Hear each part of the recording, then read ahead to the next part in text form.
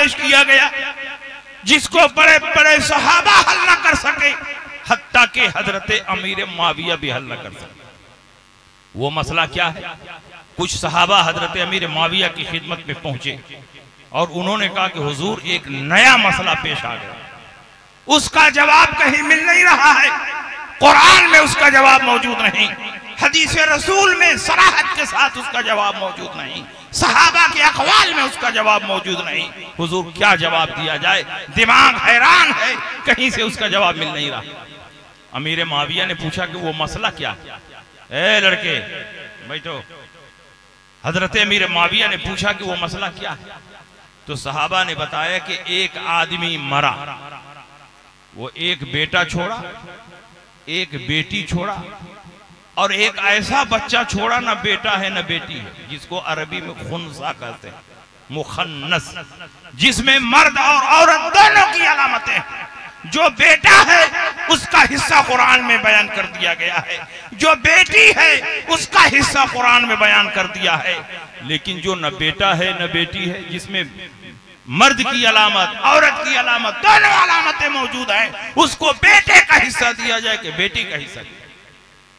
हजरत अमीर मुआविया मुज्तहिद है, बेशुमार मसाइल में उन्होंने इज्तिहाद किया है, लेकिन इसका जवाब उन्हें भी मालूम नहीं था। तो हजरत अमीर मुआविया ने फरमाया कि जब कोई सहाबी इसका जवाब नहीं जानता है तो इसका जवाब वही शख्स दे सकता है जिसको रसूल पाक ने बाबुल इल्म फरमाया है। अना मदीनतुल इल्म व अलीयुन बाबुहा, मैं शहरे इल्म हूं और अली उसके दरवाजे। लिहाजा उनके पास खत भेजा जाए, वो जो जवाब दें उसी पर अमल किया जाए। हजरत अमीर मुआविया ने हजरत अली के पास खत लिखा, और खत किस पर लिखा? उस जमाने में कागज तो था नहीं, जानवरों की हड्डियों पर लिखा जाता था, ऊंट के शानों की हड्डियों पर लिखा जाता था, दरख्तों के पत्तों पर, कपड़ों पर, चमड़ों पर।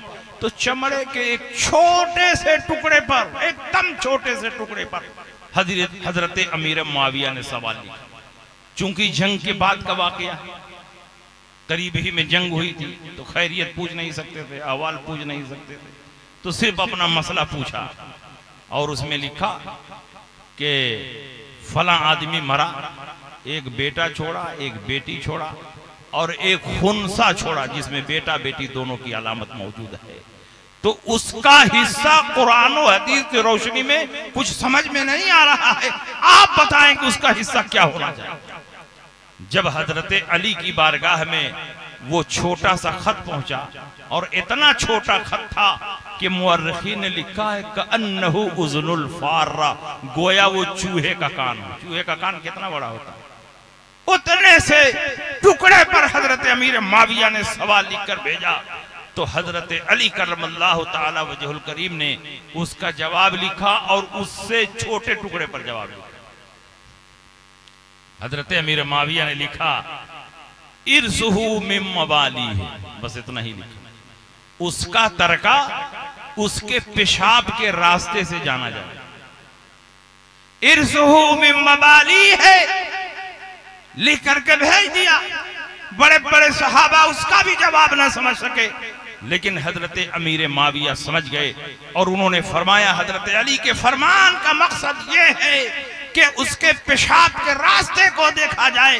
अगर वो मर्द के वुजू से पेशाब करे तो मर्द का हिस्सा दिया जाएगा, और औरत के वुजू से पेशाब करे तो औरत का हिस्सा दिया जाएगा।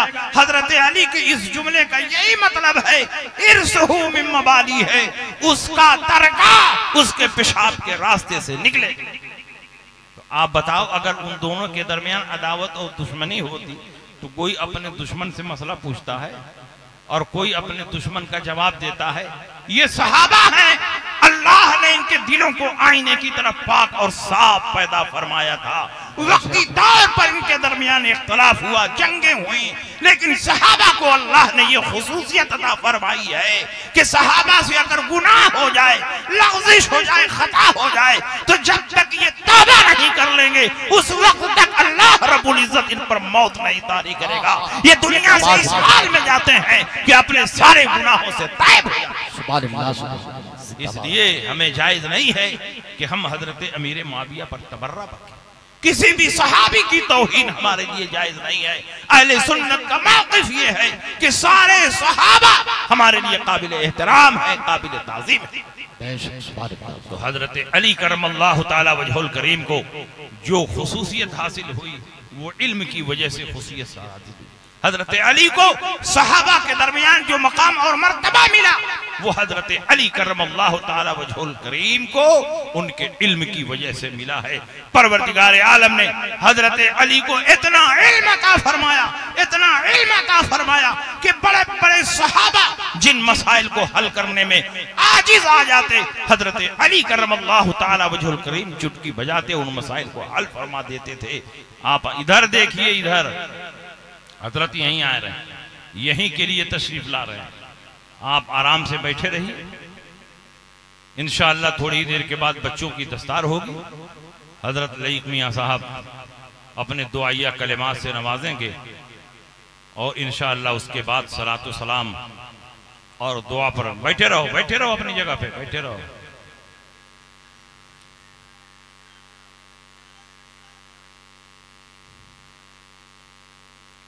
नारे तकबीर, नारे रिसालत, हुजूर पीरे तरीक़त सैयदी सरकार सैयद लईक मियाँ साहब क़िबला, औलादे गौसे आज़म, औलादे मौलाए कायनात, हुजूर पीरे तरीक़त सैयद लईक मियाँ साहब क़िबला, सैयद लईक मियाँ साहब क़िबला, नारे तकबीर, नारे रिसालत।